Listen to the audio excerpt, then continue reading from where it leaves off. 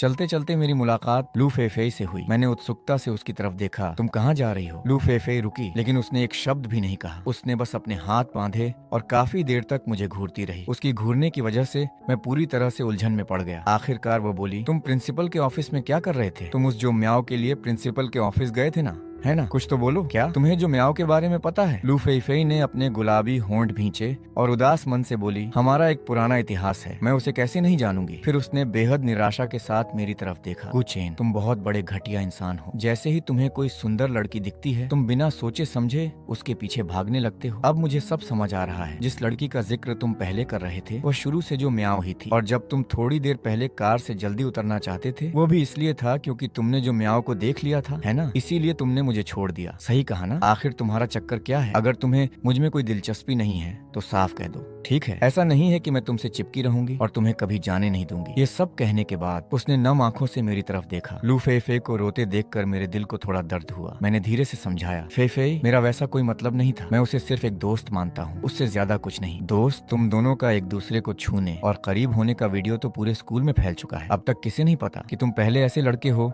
जिसके साथ जो म्याओ ने कभी अलग तरह से बर्ताव किया है? कौन सा वीडियो? कैसा करीब होना? लू फेफे ने अपना फोन निकाला और मुझे एक वीडियो दिखाया। मैं देखने के लिए आगे झुका। वीडियो में अभी थोड़ी देर पहले मेरी और जो म्याओ की बातचीत का सीन था। बस फर्क इतना था कि इसे काफी दूर से शूट किया गया था, इसलिए हम क्या कह रहे थे ये सुनाई नहीं दे रहा था, लेकिन हमारी हरकतें साफ दिख रही थी। कोई भी इंसान जो पूरी बात नहीं जानता, वो यही सोचेगा कि हम दोनों के बीच पक्का कुछ चल रहा है। नहीं, तुम्हें गलत फहमी हुई है। मुझे क्या गलत फहमी हुई है? तुम उसे ढूंढने गए थे या नहीं? क्या तुम दोनों एक दूसरे के करीब नहीं हो रहे थे? और जिस इंसान के बारे में तुमने कहा था कि उसने तुम्हें रास्ता बताया था, जिसे तुम थैंक यू कहना चाहते थे और खाने पर ले जाना चाहते थे, वो वही थी ना? तुम उसे बस कुछ ही दिनों से जानते हो और वो तुम्हें अभी से इतनी पसंद आने लगी? क्या उसे ये भी पता है कि तुम्हारी पहले से एक गर्लफ्रेंड है? उसने बार बार मेरी छाती पर अपने घूंसे मारे। मैं चुप रहा। अचानक मुझे बहुत ज्यादा थकावट महसूस होने लगी। मैंने अपना चेहरा पोंछा और सोचा कि मुझे भी कितना बुरा लग रहा था। आज जो म्याओ का मुझे बिना वजह गलत समझना तो एक बात थी, लेकिन मुझे कभी उम्मीद नहीं थी कि लू फेई भी मुझ पर भरोसा नहीं करेगी। हाँ हाँ हाँ मेरी जान, हर इंसान की कहानी में एक जवाब मैं हूँ। लू फेई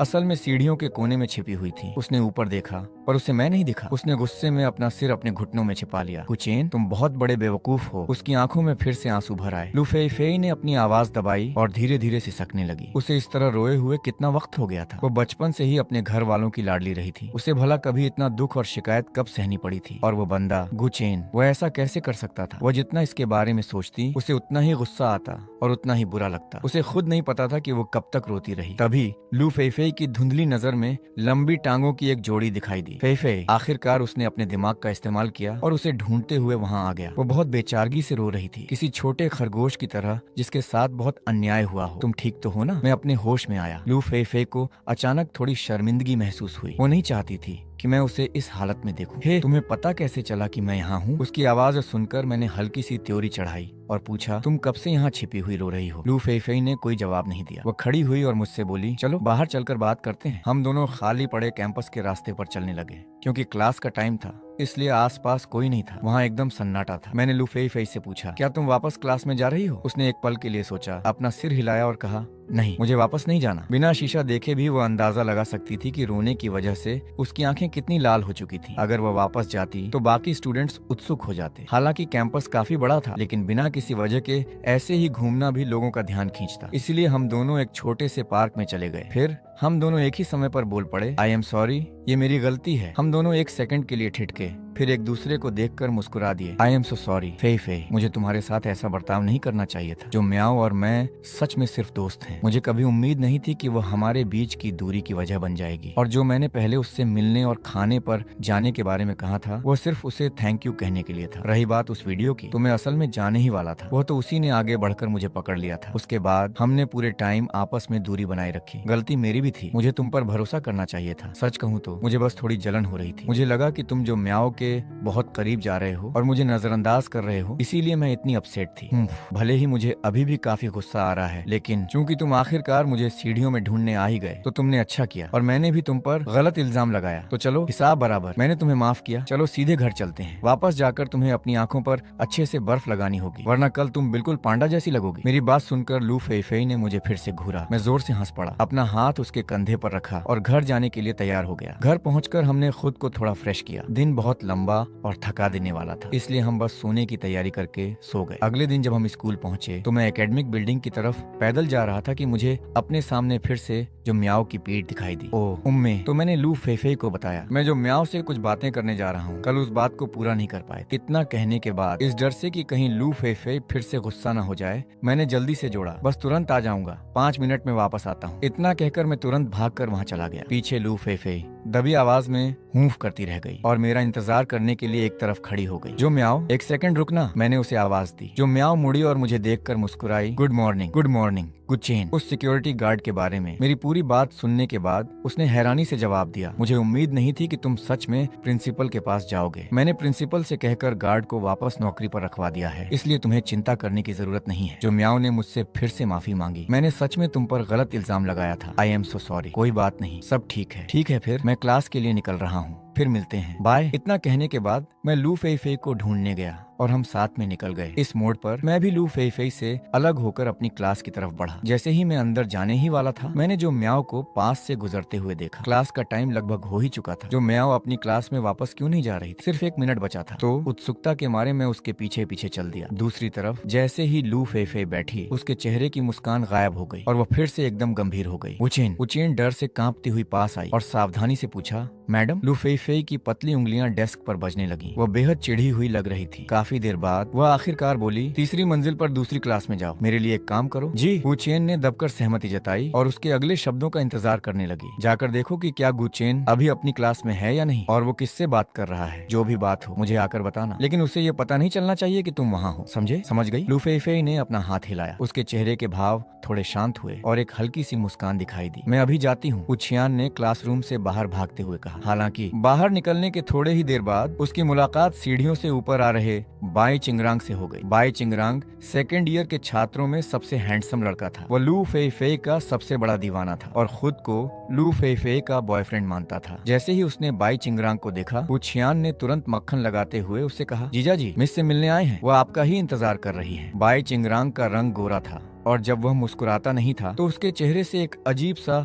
रूखापन झलकता था, लेकिन जैसे ही वह मुस्कुराया, वो रूखापन पल भर में गायब हो गया। उसने सिर हिलाया और पूछा, तुम कहाँ जा रही हो? उसके लिए कुछ खरीदने? नहीं, मिस ने मुझे तीसरी मंजिल पर दूसरी क्लासरूम में जाने को कहा है। उनके लिए किसी को ढूंढने? किसको ढूंढने? किसी लड़के को? हाँ, एक लड़के को। उसका नाम गुचेन है। उचियान को मिस के आसपास के लड़कों की चापलूसी करने की अच्छी आदत थी, इसलिए उसने हर सवाल का जवाब दिया। गुचेन? उसका लू फेई से क्या रिश्ता है? उचियान ने झिझकते हुए कहा, मुझे इस बारे में कुछ नहीं पता, मैं बस वही कर रही हूँ जो मिस ने हुक्म दिया है। अगर उसे कोई खबर मिलती तो वह उसे बाई चिंगरांग से नहीं छिपाती। भले ही वह नहीं जानती थी कि वह मिस के साथ कब तक रहेगा, लेकिन एक अच्छा रिश्ता बनाने के लिए उसे थोड़े फायदे देना उसकी चापलूसी करने का ही एक तरीका था। क्या पता बाद में ये काम आ जाए। वह अचानक हंसा और वो छियान से बोला, मुझे थोड़ी प्यास लगी है, पहले जाकर मेरे लिए दुकान से कोई ड्रिंक ले आओ, फेई के लिए भी एक ले आना। वो छियान को थोड़ा हिचकिचाते देखकर बाई चिंगरांग ने उसे घूर कर देखा। ज्यादा जरूरी कौन है, गुचेन या मैं? खुद ही सोच लो। बाई चिंगरांग के घमंडी रवैये को देखकर वो छियान ने सोचा कि हाल ही में बाई चिंगरांग को कितनी तरजीह दी जा रही है। हो सकता है वो रिकॉर्ड तोड़ दे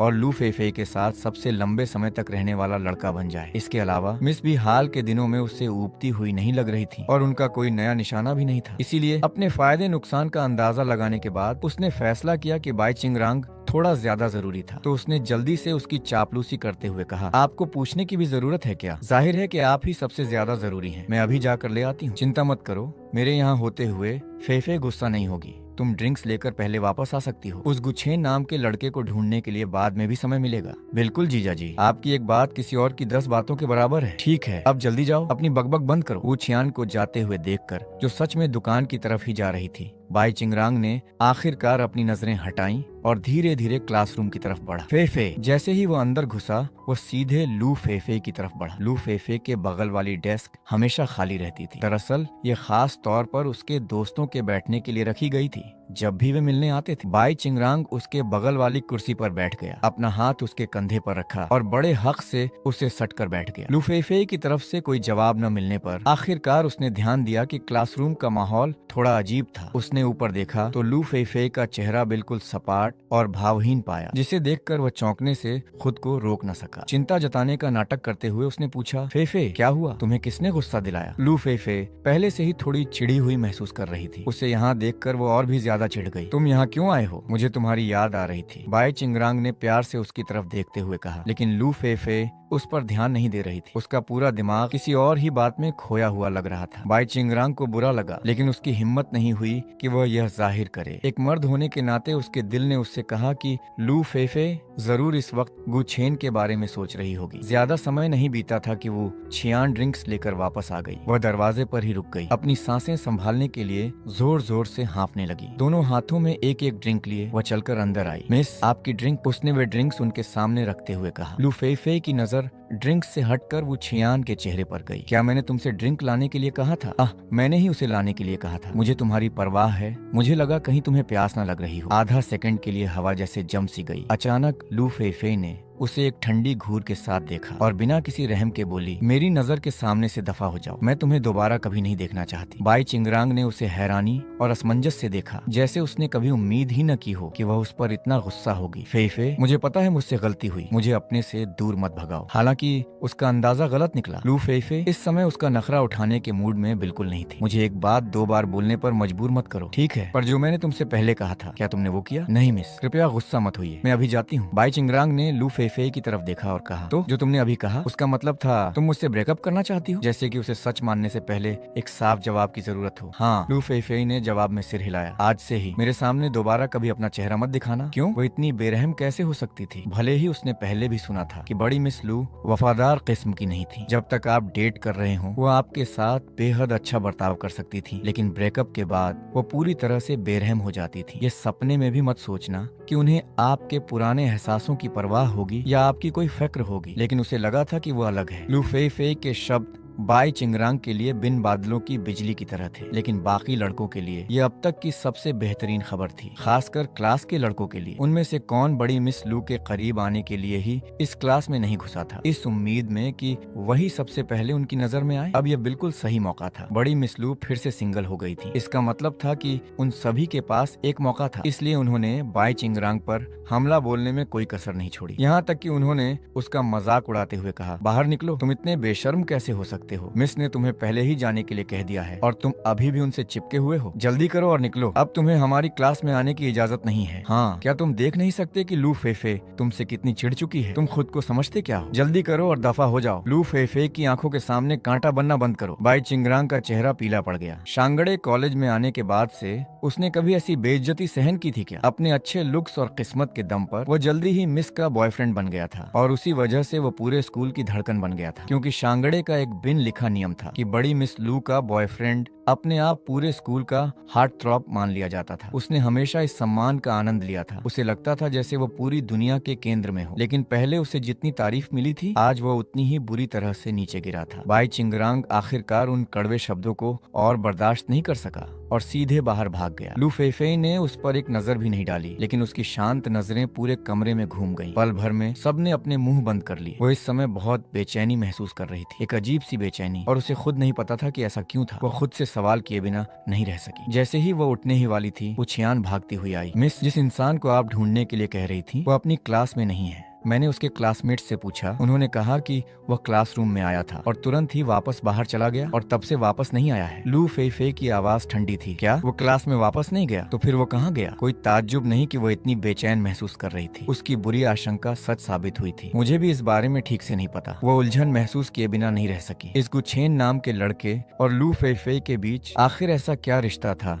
कि लू फेफे उसकी इतनी परवाह कर रही थी? लू फेफे ने त्योरियां चढ़ाई, खड़ी हुई और बोली, चाहे तुम्हें पूरा स्कूल ही उलट पुलट क्यों न करना पड़े, उसे ढूंढ कर निकालो। क्या इस लड़के ने लू फेफे को नीचा दिखाया था या कुछ और? ये पहली बार था जब उन्होंने लू फेफे को इतना गुस्सा होते और इतना आग बबूला होते देखा था। वो छियान के माथे पर ठंडा पसीना आ गया। उसे चक्कर आने लगा। देखने वाले सहपाठी भी उलझन में थे, सोच रहे थे कि आखिर हुआ क्या था। मिस किसे ढूंढ रही थी, लेकिन किसी में भी पास जाकर पूछने की, यहाँ तक कि आवाज तक निकालने की हिम्मत नहीं थी। इस वक्त मिस के चारों तरफ से ऐसी वाइब्स आ रही थी जो साफ कह रही थी कि मुझसे दूर रहो। जैसे ही लू फेफे क्लासरूम से बाहर निकली, सबने एक दूसरे को घबराहट में देखा, फिर धीमी आवाज में चर्चा करने लगे। क्या तुमने देखा? मिस कितनी उदास दिख रही थी। मुझे नहीं लगता कि मैंने उन्हें कभी इतना गुस्सा देखा है। तुम्हें क्या लगता है, जिस बंदे को वो ढूंढ रही है, क्या उसने उन्हें गुस्सा दिलाने के लिए कुछ किया है? लगता तो ऐसा ही है। वो लड़का तो गया काम से। जब लू फेफे का पारा चढ़ता है तो वो बहुत भयानक हो जाती है। मुझे मत बताओ यार, चापलूसी करने के अलावा वो छियान के मिस की चमची बनने की वजह यह भी थी कि वो काम करने में बहुत तेज थी। वो पूछताछ करने के लिए तुरंत सिक्योरिटी गार्ड्स के पास गई। इस बीच लू फेफे गलियारे में टहल रही थी, बेचैन और परेशान महसूस कर रही थी, पर उसे समझ नहीं आ रहा था कि वो क्या करे। इसलिए उसने बस एक खाली क्लासरूम ढूंढा और बैठ गई। वो छियान के लौटने का इंतजार करने लगी। वो छियान रिपोर्ट करने वापस आई। आज दिन में कोई भी छात्र बीच में स्कूल छोड़कर नहीं गया है, तो गुछेन यकीनन अभी भी स्कूल के अंदर ही है। ये खबर मिलते ही लू फेफे के चेहरे के भाव आखिरकार थोड़े नरम पड़े। उसने फिर वू छियान को हुक्म दिया, ठीक वैसे ही जैसे उसने कहा था, पूरे कैंपस को छान मारने और गुछेन को ढूंढने का। भले ही शांगड़े का कैंपस बहुत बड़ा था, लेकिन लू फेफे के रसूख के आगे किसी एक इंसान को ढूंढना जरा भी मुश्किल नहीं था। सच कहें तो ये तो चुटकियों का काम होना चाहिए था, लेकिन उसने जिसकी उम्मीद कभी नहीं की थी वह ये था कि नतीजा ये निकलेगा कि वे गु छेन को ढूंढ ही नहीं पाएंगे। उसने वो छियान को गुस्से से घूरते हुए कहा, तुम उसे ढूंढ क्यों नहीं पाई? वो छियान के माथे से ठंडा पसीना बहता रहा, लेकिन उसकी हिम्मत नहीं हुई कि वह उसे पहुंच भी ले। उसने डरते डरते कहा, हमने हर उस जगह ढूंढा जहां हम ढूंढ सकते थे, यहाँ तक कि टीचर्स के ऑफिस और स्टूडेंट्स के हॉस्टल में भी, लेकिन वह हमें कहीं नहीं मिला। हो सकता है वो अब स्कूल में हो ही ना। स्कूल में ना हो क्या मतलब? क्या उसके पंख निकल आए थे और वो उड़कर बाहर चला गया? गार्ड्स ने भी कहा कि उन्होंने गु छेन को स्कूल से बाहर जाते नहीं देखा। अगर वो अभी भी स्कूल में नहीं है, वो और कहाँ जा सकता है? मिस, मुझे भी कुछ समझ नहीं आ रहा। अरे हाँ, ऐसा भी तो हो सकता है कि उसके पास स्कूल से बाहर निकलने का कोई और रास्ता हो, ऐसा रास्ता जिस पर गार्ड्स का ध्यान ही न गया हो। या फिर हो सकता है कि वो मेन गेट से बाहर गया ही ना हो, इसलिए गार्ड्स ने उसे नहीं देखा। लू फेफे ने एक पल के लिए सोचा और कोई जवाब नहीं दिया। वो अभी अभी शेंगड़े ट्रांसफर होकर आया था, तो ऐसा हो ही नहीं सकता था कि उसे बाहर निकलने का कोई और रास्ता पता हो। लेकिन फिर भी यही एक अकेली बात थी जो थोड़ी तर्क संगत लग रही थी, वरना गुचेन इस तरह हवा में गायब कैसे हो सकता था? मैं भूत प्रेत या भगवान पर विश्वास नहीं करती, इसलिए मुझे नहीं लगता कि कोई अलौकिक बात हुई है। गुचेन ने मुझे भी नहीं बताया था कि वो कहाँ जा रहा है, बस इस तरह रहस्यमयी ढंग से गायब हो गया। अगर उसके साथ कुछ हो गया हो तो वो इस बात से घबराई हुई थी कि कहीं उसका कोई एक्सीडेंट न हो गया हो। उसकी इतनी हिम्मत ही नहीं हो रही थी कि वो इस बारे में और गहराई से सोचे। वो चियान एक तरह से शेंगड़े में सब कुछ जानने वाली लड़की थी। उसे स्कूल में होने वाली हर बात की थोड़ी बहुत खबर रहती थी, इसलिए उसने तुरंत सारी कड़ियों को जोड़ना शुरू किया। अगर वो मेन गेट से बाहर नहीं गया तो बिना किसी की नजर में आए स्कूल से बाहर निकलने के और कौन से रास्ते हो सकते हैं? अरे हाँ मिस, क्या स्कूल में सुरक्षा कैमरे नहीं है? अगर हम उन जगहों की जांच करें तो हमें कोई सुराग मिल सकता है। लू फेफे इतनी घबराई हुई थी कि वो इस बारे में पूरी तरह से भूल ही चुकी थी। उसने सिर हिलाया और कहा, हाँ चलो यही करते हैं, जाकर अभी उन्हें चेक करो। CCTV footage? वो चियान ने उसकी तरफ अजीब से भाव से देखा और कहा, लेकिन सिर्फ प्रिंसिपल के पास ही सीसीटीवी फुटेज देखने का अधिकार है, मेरे पास इसे चेक करने की अनुमति नहीं है। तो मिस, ये काम आपको खुद ही करना पड़ेगा, लू फेफे ने धीमी आवाज में कहा। समझ गई और प्रिंसिपल के दफ्तर की ओर बढ़ गई। वो चियान भी तेजी से उसके पीछे पीछे चल दी। प्रिंसिपल के दफ्तर के अंदर डेस्क के पीछे वाली कुर्सी पर लू फेफे बैठी थी। मिस लू, ये स्कूल का सिक्योरिटी सिस्टम है, इसमें कुल मिलाकर 300 कैमरों के फीड्स हैं। आप इनमें से जो भी देखना चाहें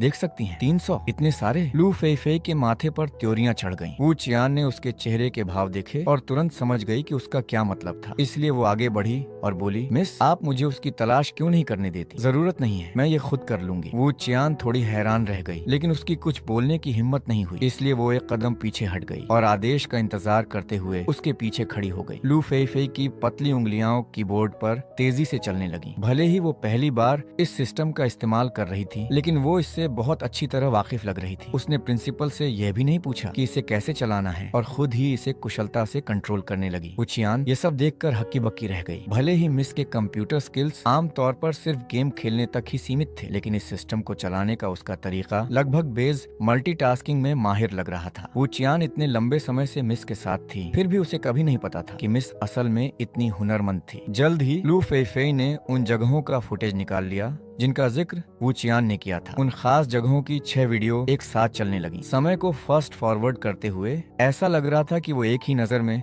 सब कुछ देख पा रही थी। बिना पलक झपकाए वीडियो की तरफ घूर रही थी। वो चियान उसके पीछे खड़ी थी। लगातार देखने की वजह से उसकी आंखें चौंधियाने लगी थीं। सिर्फ 10 मिनट तक देखने के बाद ही उसे अपनी आंखें सूखी और दुखती हुई महसूस होने लगी, लेकिन लू फेफे पर इसका कोई असर नहीं दिख रहा था और उसने वीडियो की स्पीड और बढ़ा दी। 10 मिनट और बीत गए। वो चियान को लगा कि उसका सिर चकरा रहा है और अब उससे और देखा नहीं जा रहा, लेकिन उसकी डील देने की हिम्मत नहीं हुई और वो लगातार वीडियो की तरफ देखती रही। अचानक लू फेफे चिल्लाई, मिल गया। वो चियान डर के मारे उछल पड़ी और तेजी से स्क्रीन की तरफ झुकी। सीसीटीवी फुटेज में मैं धीरे धीरे बाहर आ रहा था। स्कूल के पिछले पहाड़ के एक छोटे से रास्ते से हाथ में अभी अभी खरीदी हुई सोडा की कैन पकड़े हुए एकदम बेफिक्र दिख रहा था। लू फेफेई ने अपनी उंगलियों के पोरों को डेस्क पर जोर से पटका। उसका तनावग्रस्त चेहरा आखिरकार थोड़ा शांत हुआ। वो अपनी ही धुन में फुसफुसाए, आधी गुस्से में आधी मुस्कुराते हुए, ये तो सच में पिछले पहाड़ पर छिपा हुआ था। गुचेन, तुम कमीने, तुमने मुझे ढूंढ ढूंढ कर पागल कर दिया। मिस को इतना परेशान और चिड़चिड़ा देखकर वो चियान खुद को रोक न सकी और दबी आवाज में पूछा, मिस, क्या आप अभी उसे ढूंढने पिछले पहाड़ पर जा रही हैं? लू फेफेई ने एक गहरी सांस ली, अपने दिल की घबराहट को दबाया, खड़ी हुई और बाहर निकल गई। हाँ बिल्कुल, मैं उसे ढूंढने जा रही हूँ। मैं उससे पूछने वाली हूँ कि वो बिना बताए क्यों छिप गया और पूरे स्कूल को अपने पीछे क्यों भगाया। मैं पिछले पहाड़ पर थोड़ी देर ठंडी हवा का आनंद ले रहा था और बस क्लास में वापस जाने ही वाला था। तभी मैंने लू फेफेई को तेजी से मेरी तरफ आते देखा। उसकी आंखें हल्की लाल थीं। साफ जाहिर था कि वो चिंता के मारे बेहाल थी। मेरा दिल पिघल गया। जैसे ही मैं माफी मांगने ही वाला था, लू फेफेई सीधे मेरे पास आई, अपना हाथ उठाया और मेरे सीने पर हल्के से घूंसा मारा। गुचेन, तुम्हें पता भी है कि मैं तुम्हारी कितनी चिंता कर रही थी। मुझे लगा तुम्हारे साथ कुछ हो गया है। मैंने पूरे स्कूल को सिर पर उठा लिया, यहाँ तक कि सीसीटीवी कैमरे भी चेक किए और तुम यहाँ छिपकर मटरगश्ती कर रहे थे। क्लास बहुत बोरिंग थी। मेरा मन थोड़ा ताजी हवा में आने का हुआ। मुझे अंदाजा नहीं था कि तुम इतनी परेशान हो जाओगी। I am sorry Fefe. मैंने तुरंत उसका हाथ पकड़ा और प्यार से समझाया। उसने मुझे घूर कर देखा लेकिन अपना हाथ छुड़ाया नहीं। आगे से ऐसा मत करना। अगर बाहर जाना भी हो तो मुझे बता कर जाना। मैं मुस्कुराया और सिर हिलाया, हाथ बढ़ाकर उसके बालों को उलझा दिया। समझ गया मेरी मंगेतर। मंगेतर शब्द सुनते ही लू फेफेई के गाल तुरंत लाल हो गए। उसने मुझे हल्का सा धक्का दिया। कौन है तुम्हारी मंगेतर? ज्यादा खुश मत हो। उसके इस शर्मीले अंदाज को देखकर मेरा दिल मिठास से भर गया। जबरदस्ती हुई सगाई से लेकर एक साथ रहने, आपस में नोक-झोंक करने और झो मियाओं की वजह से हुई गलतफहमियों तक, मुझे आखिरकार ये एहसास हो गया था कि मुझे इस बचपन की दोस्त से प्यार हो गया है, जिसके साथ झगड़ते हुए मैं बड़ा हुआ था। मैंने झो मियाओं के साथ भी सारी बातें साफ कर ली थी। हम सिर्फ मामूली दोस्त थे। वो मेरी भावनाओं को समझती थी और उसने मुस्कुराते हुए मुझे और लू फेफेई को अपना आशीर्वाद दिया। यूशिन हमेशा की तरह अपने अजनबी अंदाज में रही। कभी कभार मुझे ग्रीट कर लेती थी। हमने सहपाठियों के रूप में एक सही दूरी बनाए रखी। जहाँ तक उस सुरक्षा गार्ड का सवाल है जिसे गलतफहमी की वजह से निकाल दिया गया था, मैंने न केवल प्रिंसिपल से कहकर उसे दोबारा नौकरी पर रखवाया, बल्कि अपनी जेब से पैसे देकर उसकी सैलरी भी बढ़वाई। गार्ड ने दिल से मेरा शुक्रिया अदा किया और मुझे आखिरकार समझ आया कि मैं अपने परिवार की हैसियत का रोब जमाकर जो मन में आए वो नहीं कर सकता। मुझे हर किसी का सम्मान करना सीखना होगा। लू फेफेई ने भी बाई चिंगरांग से सारे रिश्ते पूरी तरह खत्म कर लिए और अपना पूरा ध्यान हमारे रिश्ते पर लगा दिया। हम अब पहले की तरह बचकाने और जिद्दी नहीं रहे थे। हम एक साथ क्लास जाते, एक साथ स्कूल से निकलते और एक साथ अपार्टमेंट वापस आते। कभी कभार नोक झोंक होती, लेकिन बहुत जल्द सुलह भी हो जाती। जल्द ही हमने सफलतापूर्वक ग्रेजुएशन पूरा कर लिया। लू परिवार ने अब हम पर कोई जल्दबाजी नहीं की, बल्कि उन्होंने हमारी इच्छाओं का सम्मान किया। जब हम दोनों पूरी तरह तैयार हो गए तो हमने एक खूबसूरत और यादगार शादी की। शादी के दिन लू फेफेई ने एकदम सफेद शादी का जोड़ा पहना हुआ था। वो मुस्कुराती हुई आंखों से मेरी तरफ देख रही थी। उसकी आंखों में बेशुमार प्यार भरा था। मैंने उसका हाथ थामा और अपने परिवार और दोस्तों के आशीर्वाद के बीच एक गंभीर वादा किया। लू फेफेई, हम बचपन से ही एक दूसरे से लड़ते झगड़ते आए हैं। मुझे लगता था कि हम हमेशा एक दूसरे के दुश्मन रहेंगे, लेकिन अब मुझे पता है कि तुम ही वो इंसान हो जिसकी मैं इस जिंदगी में सबसे ज्यादा कद्र करना चाहता हूँ। आज के बाद मैं तुम्हारा पूरा ख्याल रखूंगा। हम बाकी पूरी जिंदगी कभी अलग नहीं होंगे। गुचेन, मुझे मंजूर है। लू फेफेई की आंखों में आंसू छलक आए और उसने मुस्कुराते हुए जवाब दिया। फादर लू, मदर लू और ग्रैंडपा लू सामने मेहमानों में बैठे थे। उनके चेहरे गर्व और खुशी से चमक रहे थे। घर का स्टाफ भी मुस्कुरा रहा था और तालियां बजा रहा था। जो मियाओ और यूशिन जो मेहमान बनकर आए थे, उन्होंने भी अपना सबसे सच्चा आशीर्वाद दिया। शादी के बाद हमारा रिश्ता वैसा ही मीठा बना रहा जैसा डेटिंग के दिनों में था। कभी कभार हम बचपन के उन मजेदार झगड़ों को याद करके हंस लेते थे। मुझे अब जाकर समझ में आया है कि सबसे खूबसूरत प्यार किसी नाटकीय मुलाकात में नहीं होता, बल्कि बचपन के साथी के साथ में होता है। ये इस बारे में है कि कैसे अनगिनत नोक झोंक के बाद भी आप अपनी बाकी की जिंदगी एक दूसरे के साथ ही बिताना चाहते हैं। तब से लू फेफेई और मैं हमेशा एक दूसरे के साथ रहे, अपनी जिंदगी को पूरी शिद्दत से जिया, एक दूसरे को सहेज कर रखा और अपने हर दिन को खुशियों की एक मुकम्मल तस्वीर बना दिया।